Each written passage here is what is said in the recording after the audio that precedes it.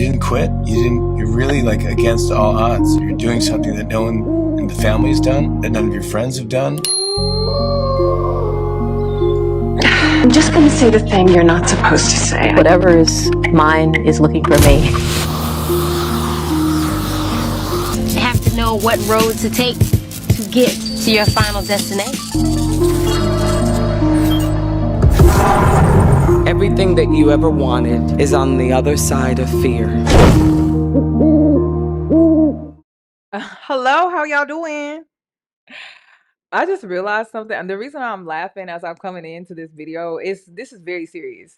But the reason why I'm coming into this video and I'm laughing is because I just realized that when I'm pissed off, I'm on time.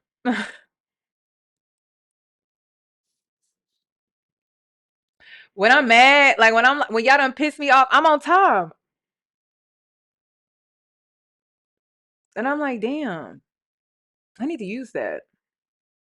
I need to use that for my time management skills. I'm gonna incorporate that. Like, damn, I need to be pissed off. I'll show up on time, honey. I'll be on time. I'll be on time. So I'm like, damn.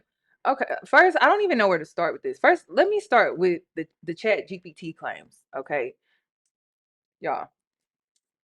I take notes. Okay. Y'all see that? That's me hydrating myself while taking notes. This is my ASAP Rocky video, by the way. Every point that I wanted to make and I backed it up with research. I crossed it out. You see that? Crossed it out. Crossed it out. See the sex addiction history. So when y'all be saying chat GBT, y'all boosting my ego. Thank you. Thank you for giving me the boost. Main focus and main point. Once it's made, crossed out, crossed out, crossed out, crossed out. Some stuff doesn't make it. Like I wanted to talk about the physical manifestation that kind of took place, but I didn't go as deep because I didn't know if y'all was gonna hang in there. I don't know. If y'all could do longer videos, if you do, if you can, let me know. Cause I can go deeper. For real. Because there's a lot of different angles that you could take. Okay. Then not only that, to back up my narratives that I create, I have timestamps based off of the research. Because I don't come on here and just spew a rumor. I like to have receipts to back up what the fuck I'm saying. Like, I really want you to like have a hard time debating my narrative, like my angle, if that makes sense. Okay. Like I do. This is my Cheyenne Bryant video. I'm trying to think what video was before this. But like I have books. Like when I covered K Michelle, same thing. I watched a few of her interviews and I was picking up on a pattern that she has. Then I cross watch her interviews that she's done where she talks about her relationships and things like that. And then I watched her reality TV show and I saw a pattern and I decided that that's the angle that I wanted to take. And in red, because I write in red, when I'm taking from a video, I highlight things that I feel like we as women can learn from these conversations or important things like her emotional outbursts are so ridiculous to me. But she has a history of doing that. And then I also write down like what do I want to take from the interviews that I watched. So like Jason Lee's interview, and then there was this marriage boot camp episode, and I was like, ooh, let me take that because it fit the violent emotional outburst that I was picking up on through pattern recognition. And then like just other different points that I wanted to make. But the video got taken down and I was threatened with a lawsuit. So, and I used to throw away my notepads, but I think I'm gonna keep them. I think I'm gonna start keeping them because I don't know. I may turn this into some books. Because let me tell you what happened to me with the Chat GPT claims. There was a production company that reached out to me and they wanted to work with me for a documentary. This is spiritual stuff. This is my spiritual notepad that I use. So I did a series on there and it's about vanity mirror work and how to combine mirror work with shadow work and things like that. A lot of my spiritual stuff I either take from books or I just take from like my own experience with spirituality and things like that. So yeah, just so y'all know, for so let me explain what did I change, because I obviously did change something. Like I'm not gonna gaslight you and make it seem like I didn't change anything. But what did I change? I'm using a teleprompter, y'all. Is that okay with y'all? I want to sound more professional. I want there to be a more professional tone within my deep dives. Whenever you watch documentaries, they have a narrator. It's a voiceover, but they're reading a script. Are y'all okay? What's wrong with that? What is wrong with that? What is the problem? Then not only that, another part of my creative process that I recently made was to use my intuitive abilities. So whenever I decide to cover these topics and I'm doing a deep dive and I want you to understand the shadow side of things, I will pull cards to get a better understanding of what the collective message needs to be. I just don't include that in my commentary. I just create the narrative based off of the research that I come up with, based off of sometimes data and information. Like, prime example, I didn't want to leave out of my Rihanna video that your partner and your environment after you have a baby is very crucial to how you respond, and it also reflects your postpartum or your afterbirth experience. So that was data, but also the collective messaging was that, like, are you willing to compromise your health and everything just for the family image? That was another collective message. And then the crazy thing is, when you consistently see these stories in the collective, they kind of mirror each other. They mirror each other, like the Sarah Faxfield, Sarah Faxfield. Is it Sarah Faxfield or Sarah Faxfair? No, Sierra Faxfair. I think it's, y'all help me out. Y'all know I'm bad with names. I'm so bad with names. It's been a little minute, but that story, okay, I'm not trying to be disrespectful, but that story mirrored Rihanna just in a different way. But it's a consistent pattern in the collective that a lot of you are seeing with women that are caging themselves into these public relationships with men, and there there's a lack of transparency with family, friends, and the audience in which that they are portraying these images. So like, we can't even support them in a real way. If they need help, we don't even know that they need help because they present this public image. Okay. So I just wanted to get that out the way. All right, let's get into this Carmelo Anthony situation. Okay, let's get into my perspective, my chat GPT perspective. The reason I have the perspective that I have, and I was very careful about the words that I chose when I decided to give my perspective, was because I understand how sensitive this topic is for a lot of people, especially in times that we are in, when we consider like Jim Crow and we consider everything that's just going on in the world. I understand how sensitive times are. But one thing that I have recently done in my life is I have decentered men.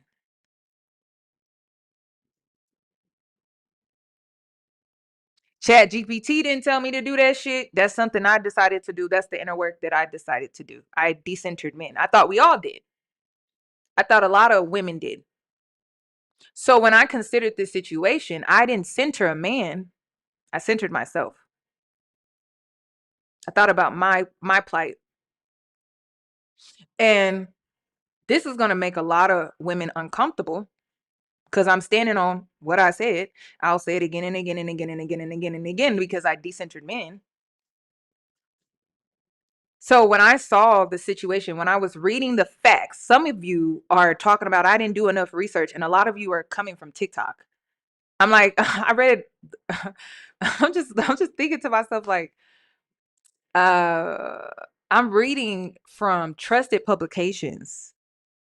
And the reason I'm doing this is because I told y'all when I covered the P. Diddy trial and I was going off of secondhand information from content creators, I felt misled. I felt misled because content creators were coming online sensationalizing what they were witnessing in the courtroom. And I felt misled. And I made a promise to myself that I would never go off of secondhand information. So a lot of you are sending me sources from TikTok live streams about what someone said in the courtroom. And I just don't trust that, because people are competing with other people, other content creators that are reporting on what's happening. And so you can't just trust that. You can't. I felt so misled with the P. Diddy trial. And people are arguing me down. It's so crazy. People are arguing me down, and I'm coming from a factual place, not internet theories and Reddit threads and like all of this stuff. I'm like, I'm actually coming from a factual place because I went to a trusted publication. And people are arguing with me about that. And it's very weird. It's really throwing me off. And then at a time where you have the Cheyenne Bryants of the world, y'all, I am concerned about society. Is anybody else? People just spreading it too, and they just running with it. And then I get accused of using Chat GPT because I do research to back up my opinions.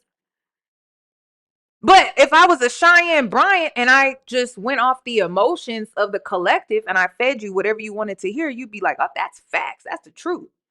Huh?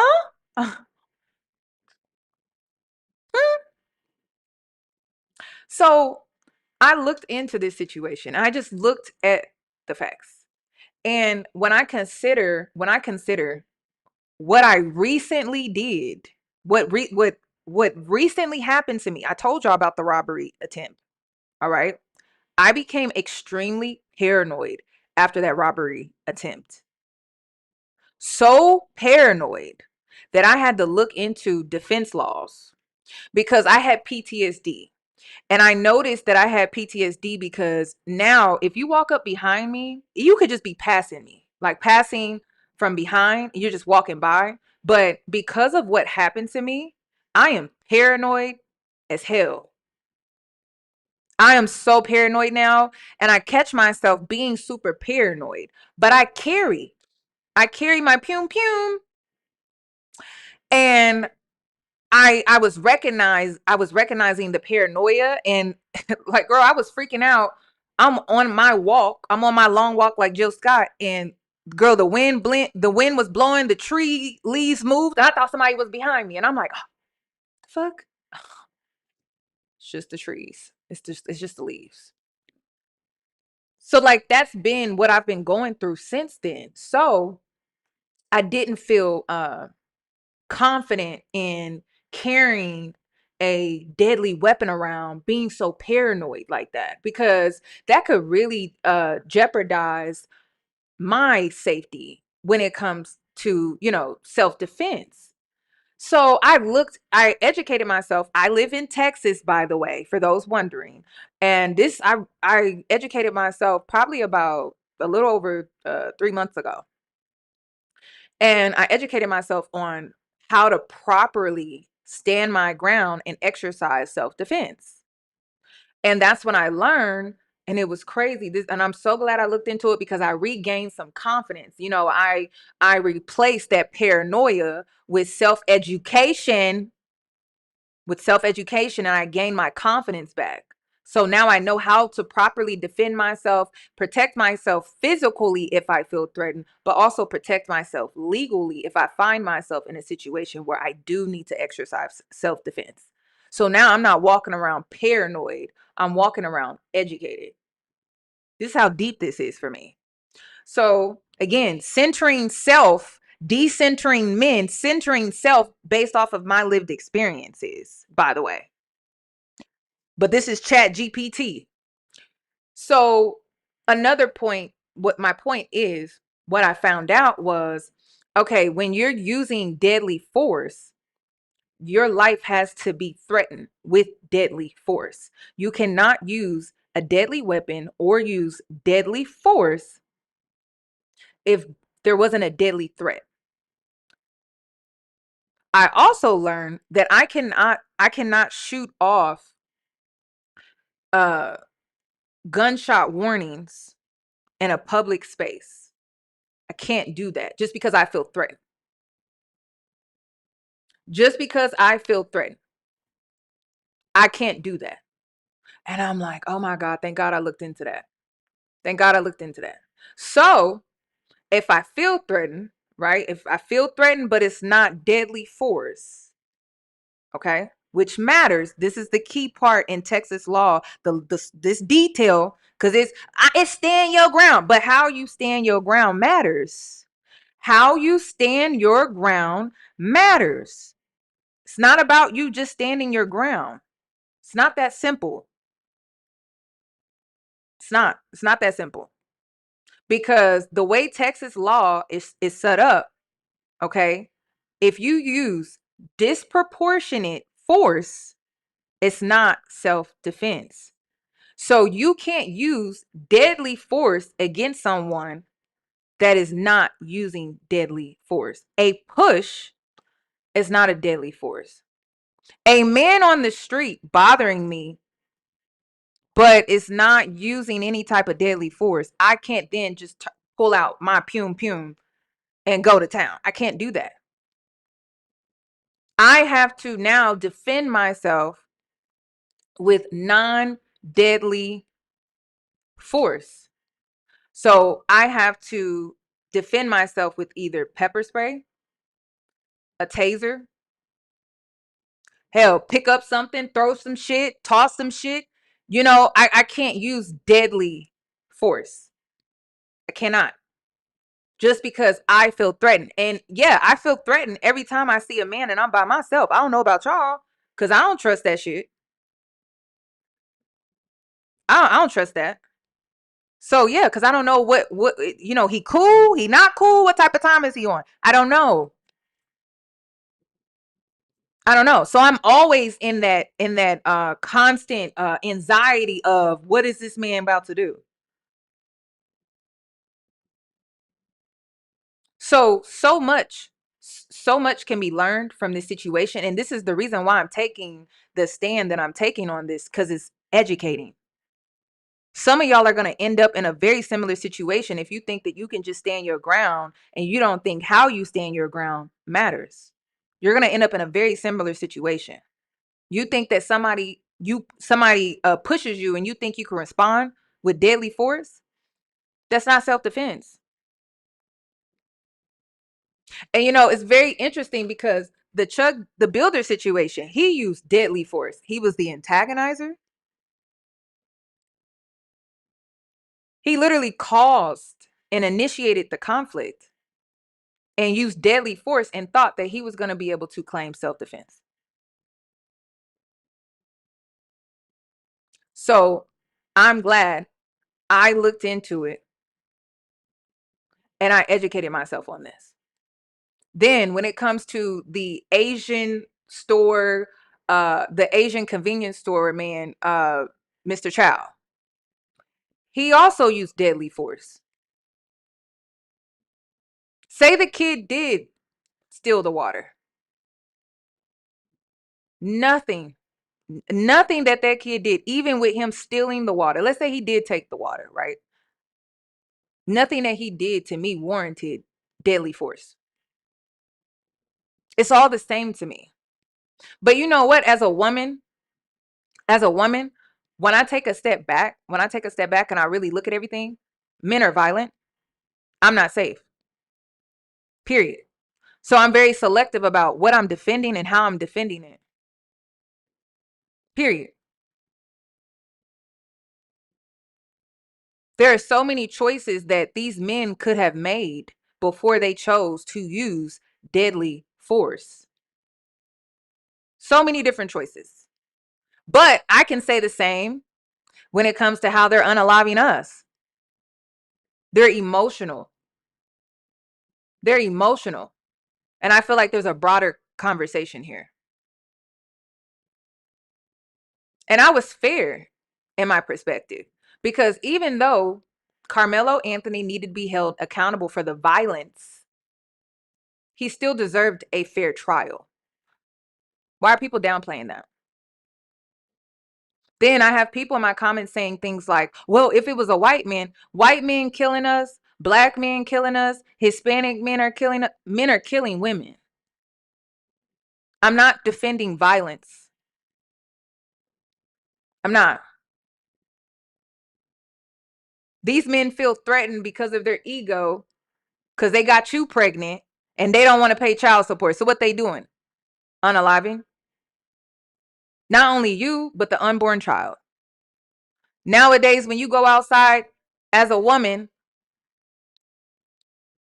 and you say no, you just say no.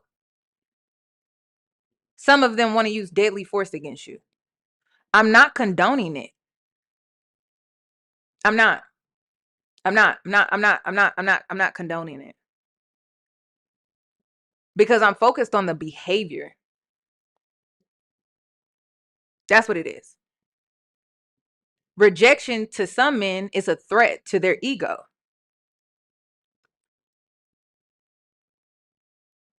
Are you really threatened, or are you being emotional? Are you being prideful? Do you feel like you have something to prove? Because I think about the choices that Karmelo could have made. He got pushed out of that tent. He did. He got pushed out of that tent. Now, the household I grew up in, my parents told me to keep my hands to myself. That's how I was raised. I keep my hands to myself. No one, I shouldn't be touching anyone, and no one should be touching me. That's how I was raised. You keep your hands to yourself. But here Karmelo is in a situation where another person is not doing that. But my parents also told me that you choose your battles wisely. That you can't always overreact and be impulsive. That you have to choose your battles wisely. You have to also know when to walk away. So I just don't understand how a push escalates to a kid being stabbed in the heart, in the chest. I'm not following that. How we go from 0 to 100. I mean, I think about the shit he could have picked up and threw at him. I think about a punch he could have thrown, a kick he could have made, something. Because I'm not saying he didn't have a right to defend himself, but a deadly weapon over a push?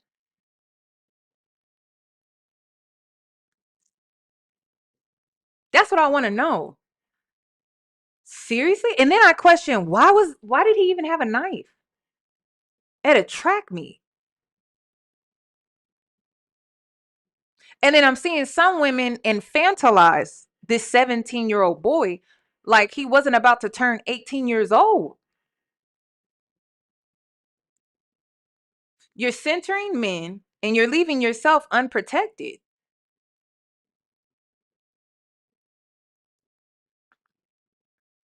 We done seen mothers get killed by their own sons. I'm not defending that. I'm not defending that. Some of these men think that they can put their hands on you because of a verbal disagreement and a verbal altercation. I really want to know what's going on with these kids. That's what I want to know. Why do they feel the need to bring weapons to school? Even the Cyrus situation, I'm just like, why is he posted up on social media with guns? What's going on with the youth? What's going on with these kids? Y'all don't question that? That's what I want to know. What's going on with the kids, y'all? And then people asking me about having kids. It doesn't seem like we're in a, like, it doesn't even seem like the culture is raising these kids or supporting these kids in a way to where they can't even be. They're not like they're violent way younger. And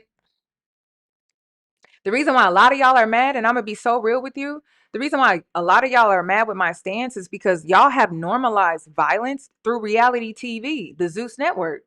So you think that if somebody pushes you, you think the only way to respond to that is to stab them? How are you conditioning yourself when you entertain yourself? Conditioning yourself to normalize through entertainment. Seriously, I really want to know.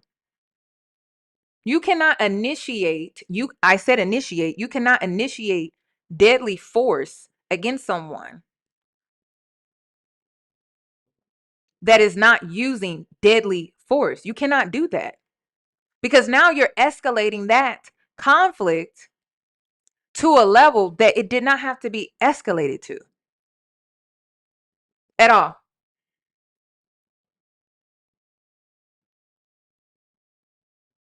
At all. So I don't understand. A lot of y'all are just moving off of emotions and internet theories and rumors. I really want someone to explain to me, how does a push escalate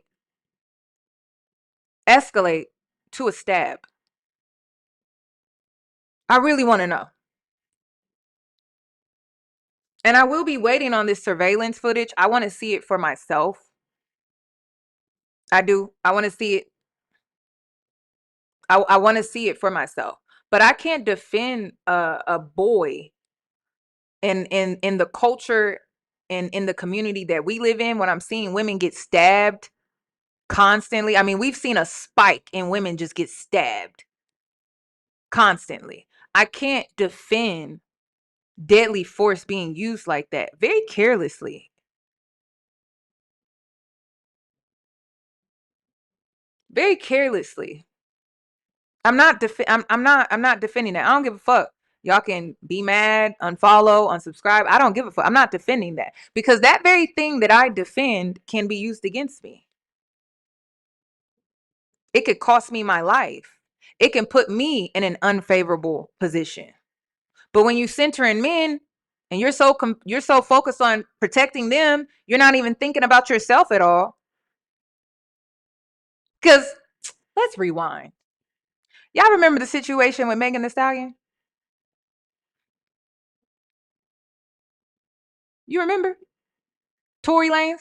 He used deadly force in a non-threatening situation and he was held accountable by the state of California. Y'all remember that? See, y'all never keep the same energy. Never. And it's so frustrating. Women are so fucking wishy-washy. It's so annoying. Y'all remember that situation? And people online were arguing, saying, "Oh, trying to basically defend what Tory did. Well, she's taller. Look at her size. Look at him. Look at him." But once again, it was a man being emotional. Being emotional.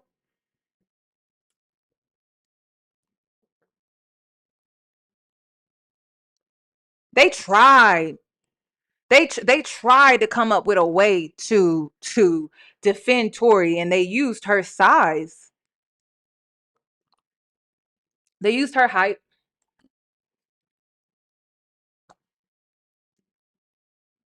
You're mad at my logic. That's what you're mad about because you're being emotional. You're not thinking. You're being you're being emotional. I don't know what else to say. I really don't know. But this is Chat GPT, y'all. This is all Chat GPT. I didn't come up with this.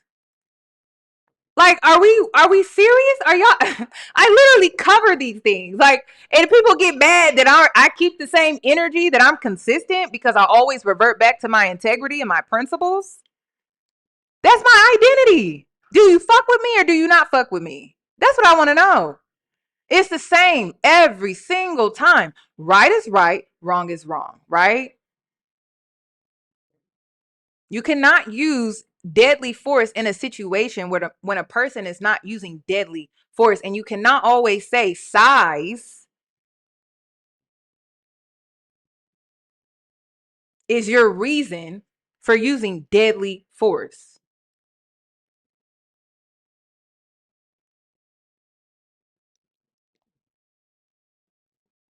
It doesn't make any sense. No, I'm making this about me because I'm a woman and I live in the community and I have to deal with men being violent. That's why I'm making it about me. You should be making it about yourself too, instead of wanting to protect a 17-year-old boy that was 1 month away from turning 18, meaning he was going to be among you in the community when it comes to him having a knife carrying around in his bag. And if he ever felt threatened, he was just going to take it out and use it, possibly. We don't want to address the violence in this culture, in the music, in entertainment, on reality TV shows. Why are you not making it about yourself? You safe in your own neighborhood? Are you able to go outside and walk around on your lunch break in Atlanta? Or are y'all afraid to even leave? Women are afraid to even leave their damn house because you're getting stabbed. Let's have a real conversation about it. There's a bigger issue here, and you want to defend the behavior because you're making it just about race, and that's it. You're just making it about race. But like I said, if the roles were reversed and it was a white boy, I would still be fucked. I'm a woman. These men are violent, period. They're violent. Why? Why are men so violent? Then when I made my short, right? And I'm like, these men are wearing dangly earrings now. They're wearing the bedazzled shit. They painting their nails. Uh what else are they doing? They're doing all type of stuff, right? They're embracing their feminine side. But why are they becoming more violent towards us? Why are they not softer? More nurturing, more empathetic? Why are they so mean towards us? You would think if you are embracing feminine energy like that, that we would be safer. But no, it's getting more dangerous for us. That doesn't make any sense to me. I don't mind men being more feminine. I don't mind men embracing their feminine side at all. But why are you being so mean to me? That's what's throwing me off. I even jokingly said on my Instagram, I said, I'll let it go if y'all can release some high vibrational music along with this embrace of feminine energy. Because at least we got that in the 70s. Men in the 70s, they dressed a little feminine.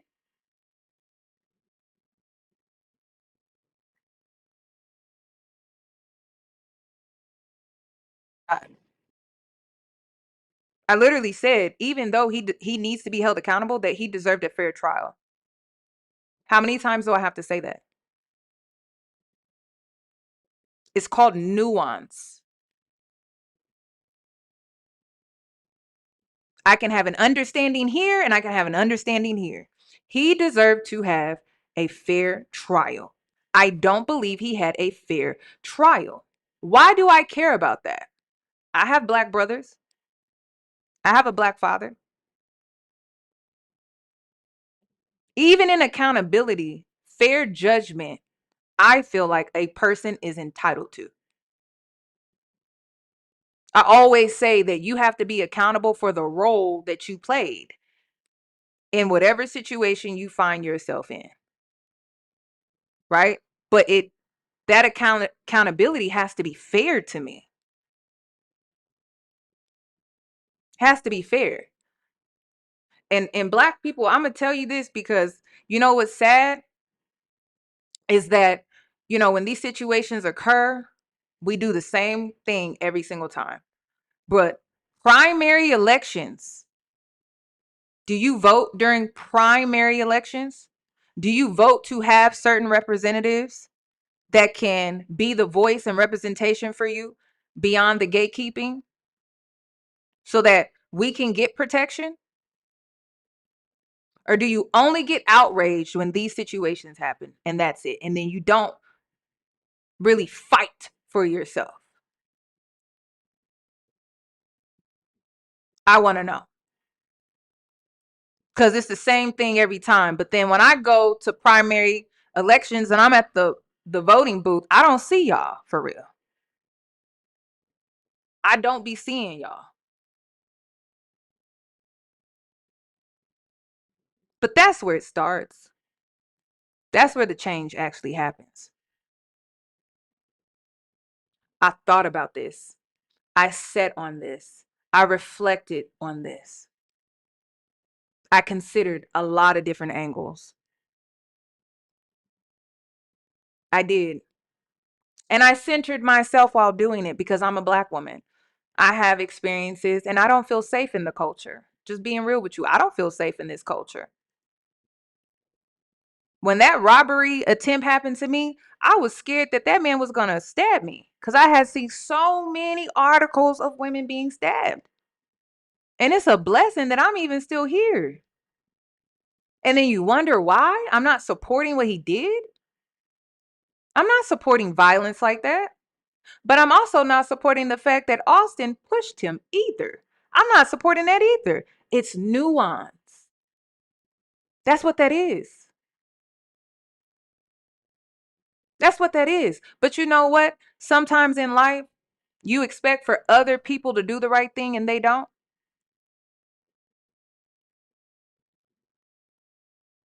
That's what you expect. Prime example. If I was in a situation like that, Karmelo could sit under the tent with us. It's raining. I would have extended kindness to him. But you know what I've learned in this world is that you're not entitled to kindness. You're not entitled to people being nice to you. It would have been nice if they would have treated him like that, but they didn't. So now that you're in on you on how you go about handling that, how you go about responding to that and dealing with that.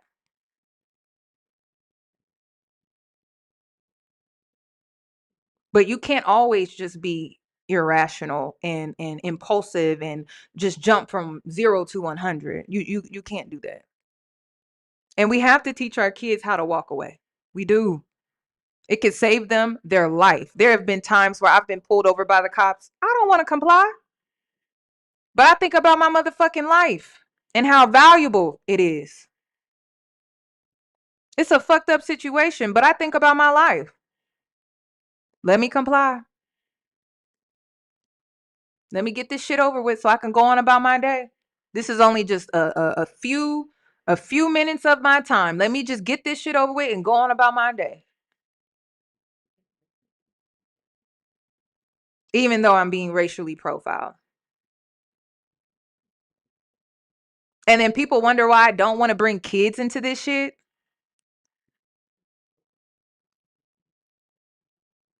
Both boys could have made different choices. If Austin would have made a different choice, maybe he would still be here. If Karmelo would have made a different choice, maybe he wouldn't be facing basically life in prison. Both boys could have made a different choice. Both. Both. And that's how life goes sometimes. Then I got people talking about some you dating a white man. I'm not dating any man. This is coming from me. Why are you not respecting it? And it's weird coming from women, right? Because I've been telling y'all lately, the internalized misogyny is so weird to me. The internalized misogyny is the fact that you have a problem with me exercising my autonomy, my freedom of speech. Why? Why? Why do you have an issue with me exercising my right to speak my mind? And then you get in the comment section and you look for other women, and really what you're looking for is a backbone. You're looking for other women to agree with you so that you can gang up on me and go against me. It's very strange. It's very odd. Why do women do that? Why? Why do y'all do that? Why do y'all feel like y'all got to recruit other women to go up against another woman just so you can have a backbone? Your opinion ain't enough? Your perspective ain't enough. You just simply disagreeing. That's not enough. That's not enough. It's enough for me. I don't got to go out and recruit people to have a backbone and have an opinion and say what the fuck I said and mean what the fuck I said. I don't have to recruit other girls to be on my side. Literally. Just go to my damn Instagram. Ain't nobody really agreeing, but I ain't changed what I said. I came back on here and I doubled down on what the fuck I said because I centered myself, and I told you that's what I did when I came up with the perspective. And I said that it was a hot take. I said it was a hot take. I knew it wasn't going to be favorable. I knew that people weren't really going to like it. But I exercise my autonomy, my freedom of speech. That's what I did. And I stuck to the facts. Stuck to the facts. Stuck to the laws of Texas. So you cannot use disproportionate force.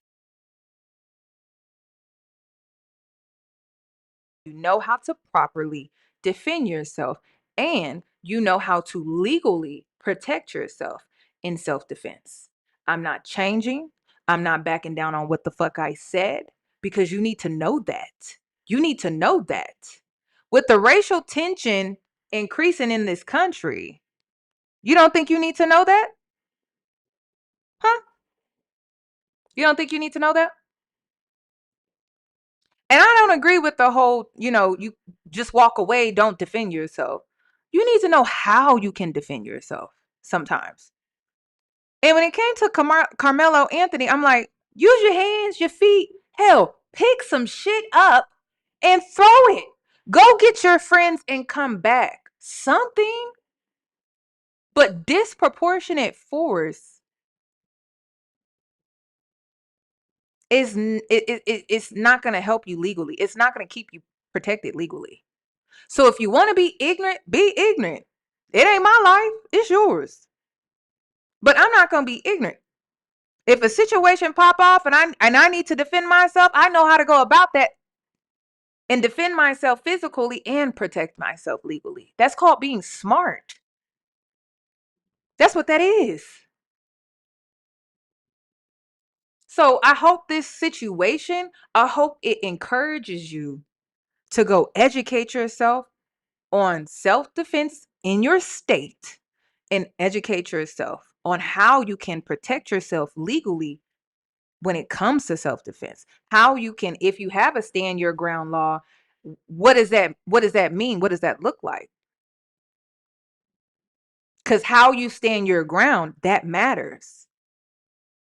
That matters. And you always have to keep in mind that when you are considering the judicial system in the courts, it's all about what you can prove.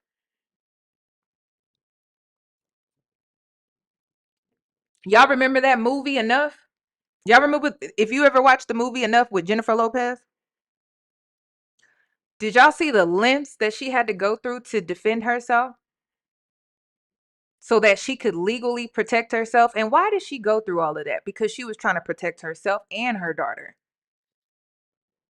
She couldn't just pop up at that man's house and use deadly force. She had to wait for that man to attack her.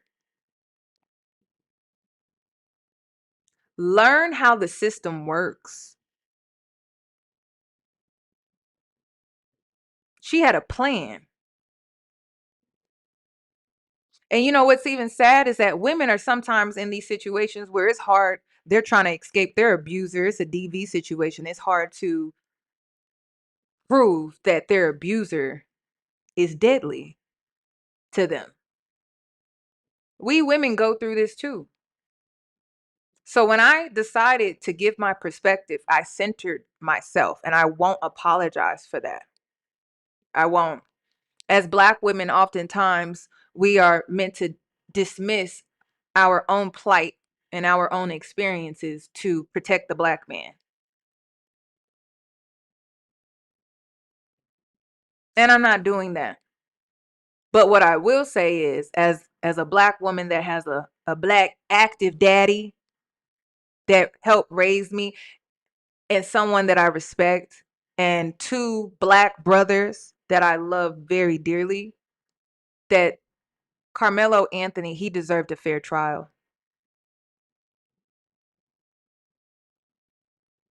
That's my perspective.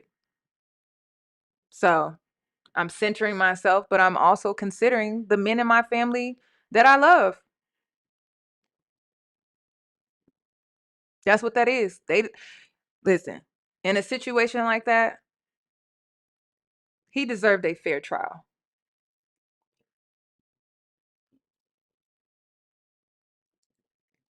He did. He deserved a fair trial. My black father deserves a fair trial. My two black brothers deserve a fair trial. My black male cousins, they deserve a fair trial. I deserve a fair trial. So I hope something does happen where it gets appealed so that he can have a fair trial. I do hope that. I do. Because I don't think it was fair. And I knew that, I'm learning about how the judge may have been close to Austin's family, and the whole white jury situation. um I just don't see how that was a fair trial, and I knew that they most likely were going to try to throw the book at him. And I understand. I completely understand why some black people feel the way that they feel, especially with this racial tension that's in this country with this orange man in office. I completely understand, but we can't just dismiss a situation like this where a boy was pushed and then the response is to use deadly force and take another kid's life. I think about my niece and the things that I want to teach her. And if a girl was to push her, I would never tell her, oh, you respond by going and getting a deadly weapon. I would tell her that, you could either try to defend yourself by pushing her back, but if it escalates any further, to get a teacher, tell your dad, tell an adult. We need to get involved at that point. And then we need to have a conversation with her parents. We're the adults, you all. We are the adults, and we have to teach our kids emotional intelligence, but we also do need to teach them how to properly defend themselves. We do because nobody should be putting their hands on you. That is true. But how you defend yourself. Also, another reason why this story touched me was because of my childhood, right? My childhood. I had to go to school with all white kids. I went to an all white neighborhood. I'm a black suburban girl. Played on an all white basketball team. Went when I went to college and I had a full ride basketball scholarship. Girl, I went to some of the most racist towns that you could think of. The racism that I dealt with was very fucking extreme from a very young age. I had to deal with politics and the many different sports that I played, because you had certain parents that would make donations to the program, and their kids were able to get certain perks and privileges. But because my parents didn't donate, I didn't get those same privileges. But I was naturally talented. I was naturally talented. So I know what it feels like. I know what most likely Carmelo Anthony was going through. I do. I lived it. Track meets, I've done them too. I've had to deal with some crazy people in my day. For real. For real, for real, for real. I've even played on teams with girls that were racist. I know what that's like. I'm very familiar with that. I've had to travel and play against certain teams that were racist. I could think of a time where I'm on my AAU basketball team, and we're traveling to Nebraska. Them girls, I ain't gonna lie, y'all. Them girls in Nebraska, they was big. They was corn fed. Corn fed. They was big. And they would say some things to me on the court that were racist, trying to taunt me, trying to get in my head. I've dealt with that. But you know what? My father, my parents, they taught me that you have to choose your battles wisely. And that sometimes fighting means fight back against racism academically, athletically. So that's what I did. I fought back that way. And if you caught me in an Oklahoma drill, I made it personal. It wasn't just basketball for me. That Oklahoma drill, me and you, it was very personal. So I understand exactly what he most likely was experiencing when he got pushed out of that tent like that. I know exactly what he most likely felt. And I can only assume. But if it's anything like my childhood and the shit that I went through as a kid, going and being around uh racist white people and being seen only as a token because I'm athletically good at what I do, or better yet, because I'm smart, I'm intelligent, so I get the little token, but then people still think that they can have that microaggression with you. I know exactly what that shit's like. By the time I made it to my first big girl job and I was working in corporate America and I had to deal with that same microaggression, I kept everything on a paper trail. Every conversation I've ever had. If Susan wanted to instant message me about some shit, I responded through email and I CC'd my supervisor because I know how to play the game. You cannot be emotional. Half the time they say the shit because they want you to react. They want you to respond impulsively. They are taunting you and getting under your skin intentionally. You must know that. But how you respond matters. So when that Oklahoma drill came up, coach is like, Oklahoma drill, I knew who I was going up against. I knew who the fuck I was going up against. And I made it personal. Not only do you choose your battles wisely, but you must also know how. You have to be smart. You cannot be just emotionally driven all of the time. And yes, it's very exhausting. It's the reason why I really don't care to have kids. Do I really want to put them through this shit? This is a lot. Just because they're black, and to know that this is a global thing, that there's no escaping this shit when you're black, it's a lot. It's a lot. It's a whole lot. So when I think about motherhood, I tell y'all all the time, I think about how I'm going to be a black mama, a black mother. There's a lot that comes with that. So every Mother's Day, I make it a point to celebrate my mother, my grandmother, and every woman that I know, because they were a black mom in all of this. It's hard. It's very hard. So I also have another story where my brother, when we were younger, my parents, they just wanted us to have the best. They made a lot of sacrifices. So they moved us from a black neighborhood to a white neighborhood, thinking that that was the best for us at that time. And they did it because the neighborhood that we were coming out of, they were selling drugs on the corner. We were predicted to go to this high school, and they were hearing about kids were selling drugs out front of the high school. It would be on the news. So my parents were like, we got to get our kids out of here. We got to get our kids out of here. We got to get them in a better school district. So they moved us to the suburbs, thinking that that would be a better experience for us. And on one hand, academically, it was, but on another hand, we went through a lot of shit, and I still think about, was it really the best for us? Or would it have been better to be around my own culture, my own people? But I also think that my parents did a really good job of ensuring that we had both worlds. So when I first moved to the suburbs, I played on an all girls basketball team, an all black girls basketball team. And that was their way of creating that diverse experience for me. And then I went to a white school. Then in Kansas City, they have this learning center. It's called WED Du Bois Learning Center. I think that's what it's called.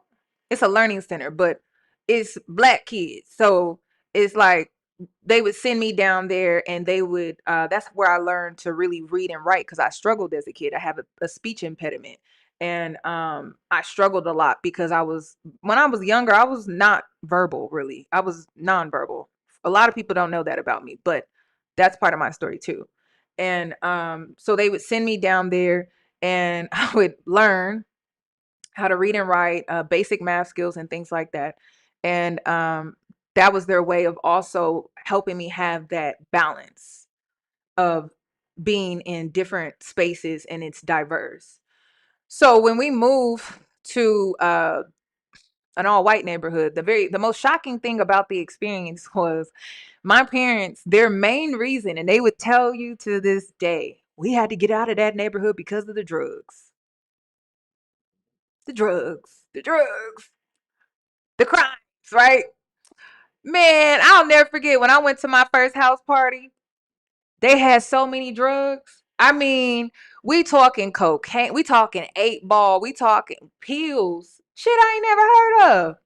But you know the difference was it went from the corner to the 5 bedroom house, 6 bedroom house with a pool in the back, stainless steel appliances and shit.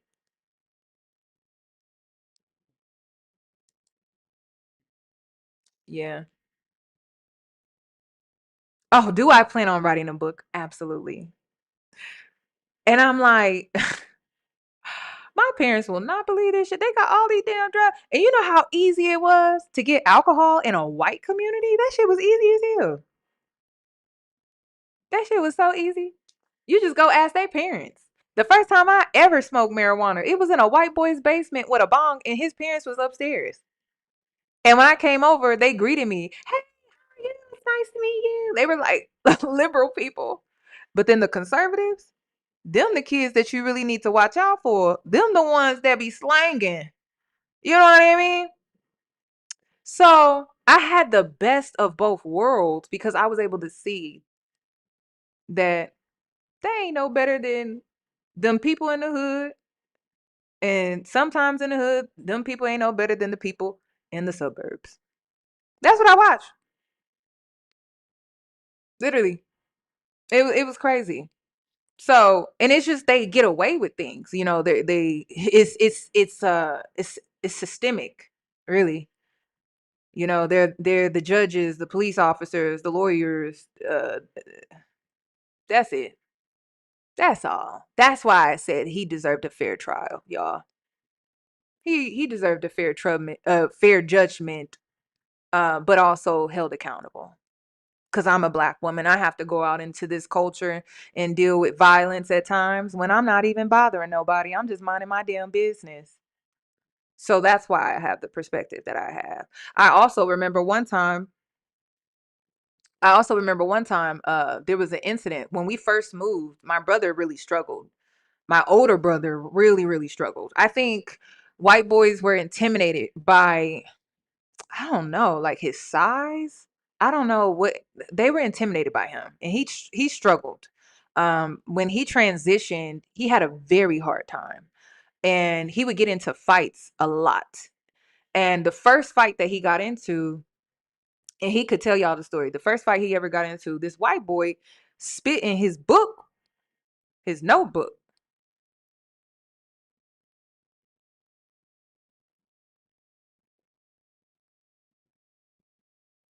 I said, this white boy spit in his notebook. Hmm. So my brother beat his ass, got suspended. My dad went to go pick him up, and oh yeah, oh absolutely, Jasmine, absolutely. Thank you for the super chat, absolutely. And I learned that very quickly, because I didn't trust them. Because they'll throw you under the bus. See, you can do the crooked shit. One thing I had to learn as a black woman hanging around white people sometimes, you do the crooked shit with them. And then if they get caught, you know who getting thrown under the bus? Oh, your black ass. That's why I don't stand too close to them, especially when it comes to doing illegal activities. I learned that shit very early on. That's why I don't understand some of these celebrities like Kevin Hart. Nigga, if some shit go down, your ass is taking the fall. You are aware, right? I learned that very young. Very young. You cannot stand that close to them when they are doing illegal shit. And you doing it with them? Hell no. You better get away. You can't stand too close to them. Okay? That's one thing I learned. But like I was saying, my brother was on this school bus and this white boy spit in his damn book. So he beat his ass with his fist. With his fist. My dad was very proud. He went up to that school, black man, chest pumped out. I'm here to pick up my son.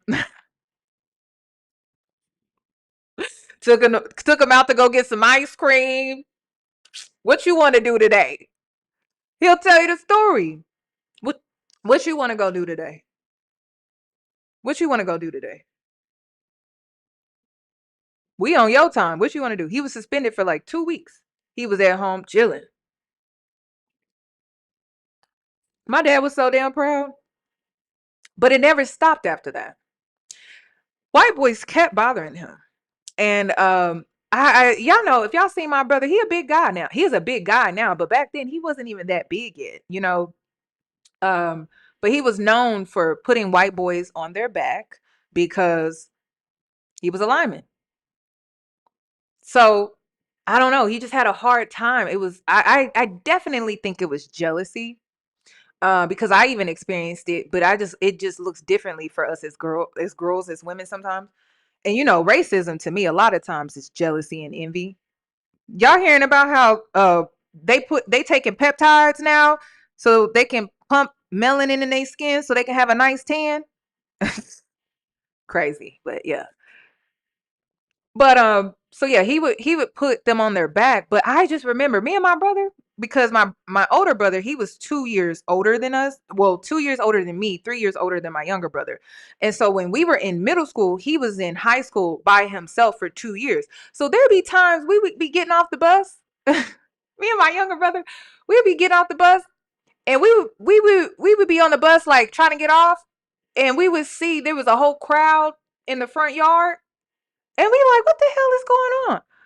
So as we're approaching the crowd that's in our front line, and we lived on the corner, we approach and we see our older brother with boxing gloves on fighting some kid, and we like, what the hell? Some white boy. We like, what the hell is going on? And all these kids standing around. He was known to fight you, but he was gonna fight you with his fist, and he was gonna win. I don't think any fight that I've ever seen my brother participate in, I don't think he's ever lost. I don't think he's ever lost. I even heard stories about how he would meet up with people in the park to fight. People would bet on him too. It was crazy. But he dealt with a lot of racism. I remember times he would come up in the house and he would have on a white tee, blood all on him. And I'm like, what the hell happened to you? And then I'm like, there ain't nothing wrong with your face. Bruised knuckles, bloody knuckles and all. But I'm like, I got into a fight again. So when it comes to this Carmelo Anthony situation, I I understand. And when he got pushed out of that tent, um, I get it. I get it more than you think. I do. I get it more than you think. So it's unfortunate because I think about my own brothers, and I think about, what if they didn't choose their fist at times? And I do. I think about that. So that's my perspective. I guess that's my chat GPT perspective. But for real, um, I it's just unfortunate all around. It really is. It really is. And I feel like We need to start having conversations with our kids, y'all. And I say our kids because I'm an aunt now, and y'all's kids gonna be around my niece. And I feel like our kids, we need to have a conversation because what is going on with our youth where they feel the need to carry around deadly weapons? What's going on, y'all? What's going on? So that's all I have to say. I wanted to share that with you all because it's very real to me. And I witnessed my brothers going through most likely what Karmelo Anthony was going through. And white boys were intimidated by them. They were intimidated by their size. My older brother, he's 6'5". At the time that he was in school, no, my older brother, I'm sorry, he's 6'4". My older brother is 6'4". And at the time he was probably like 250, 260. And that was when he was in high school. And then my younger brother came up behind him. He was 6'5". He was more on the leaner side though. But he was good in basketball. My older brother was good in football. And they dealt with a lot of jealousy. I dealt with a lot of jealousy. I dealt with jealousy playing girls basketball. And I'm gonna share this with y'all. This is crazy. My coach was getting letters from schools that were scouting me, colleges that were scouting me my freshman year. And the way it was going because of politics was, even though I was more than capable to be junior varsity or varsity, even as a freshman, they made me be on the freshman team. So here I am playing on the freshman team. I'm like getting ridiculous. Like like y'all, I think my average around that time was like 40 points a game. Like it was very easy. It just wasn't that challenging. Partially because I played AAU basketball. And then even before I got into AAU basketball, my dad had me on an all boys basketball team. So like I always played against people that were kind of stronger than me. So then when I started to play against my age, it was just not as challenging. So freshman year, they had me on the freshman team, and it just didn't make sense. They even moved me to varsity, junior varsity, my sophomore year. And around that time, I was still averaging about the same, like 40 points and things like that. So they kept me at a lower level because of politics. And, you know, the seniors of the team, they need playing time.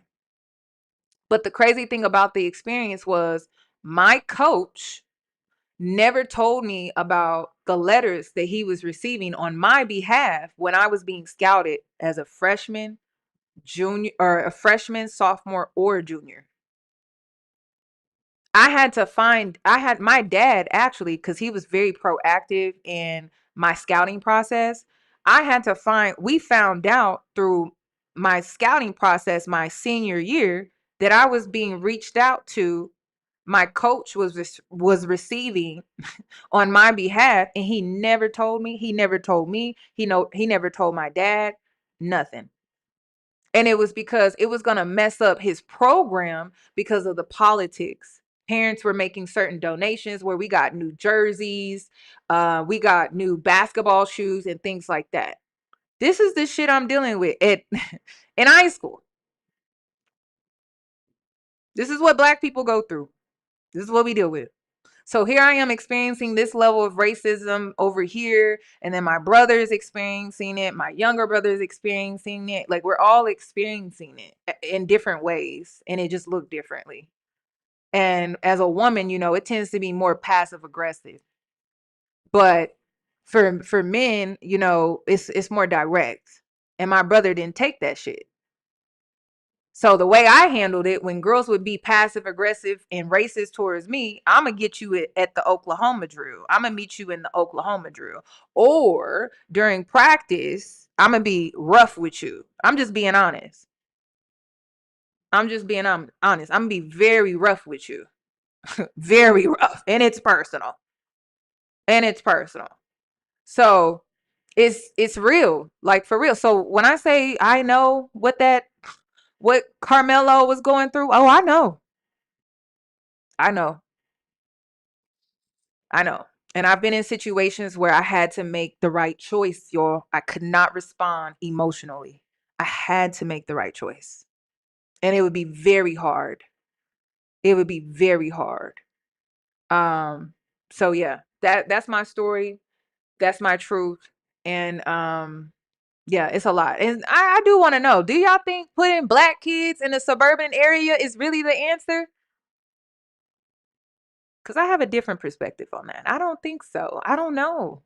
I had to learn black history in college because I wasn't gonna learn it in the high school that I went to. It's a mess. Do y'all really think it's the answer? Or do we need to create our own shit for real? I don't think it's the answer. I after my experience, I need to be around my people because I learned when I had reached a certain age, I became cool with there was some cool white girls out here. Okay. I call them the spicy white girls. Okay. Some of them are cool as hell. Like this one girl, her name was Ashley. She was cool as hell. She was cool as hell. And I knew me and her were gonna be cool because she liked Kobe. And I was like, oh yeah, me and you gonna be all right. She was cool. But I also started to notice with age that there was a huge difference between our experiences because of the system and the systemic oppression that I have that they don't have, and how that, especially after I graduated high school, how I was placed at such a disadvantage. And it was crazy how we were both at the same level. And then after I graduated high school, because of the systemic oppression, my life drastically changed. And I couldn't relate to them anymore in a lot of different ways. I'm dealing with real shit, and their parents are just, providing certain things for them because that's, how the system caters to them doesn't cater to me in that way. And it just created a natural separation. I became close to some of them. I still have a lot of respect for them. But I noticed the difference very early on. And yeah, that shit fucks with you. It does. It fucks with you.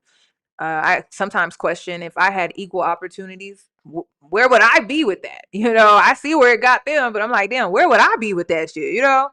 So y'all let me know what you think about this, though. Y'all let me know. But this is my thought process. This is my perspective. But like I said, do I believe he deserved a fair trial? Absolutely. The Cyrus situation, he deserved a fair trial. They do deserve a fair trial, y'all. I'm black. I am black. And when it comes to situations that we're seeing where black people are not being treated fair in that way, I can't defend that. I cannot defend that. Even while centering myself, I cannot defend that. So yeah, that's my point. That's my perspective. Thank you for joining me. And I hope to see you in my next one. Please give the video a thumbs up, and I'll catch you in my next one. This is my opinion. I'm free to state my opinion anytime I like, right? Thank you. I don't want you to feel like that, but yeah, feel like that.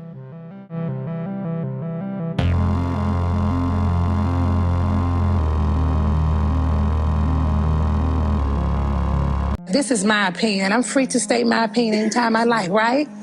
Thank you. I don't want you to feel like that, but yeah, feel like that.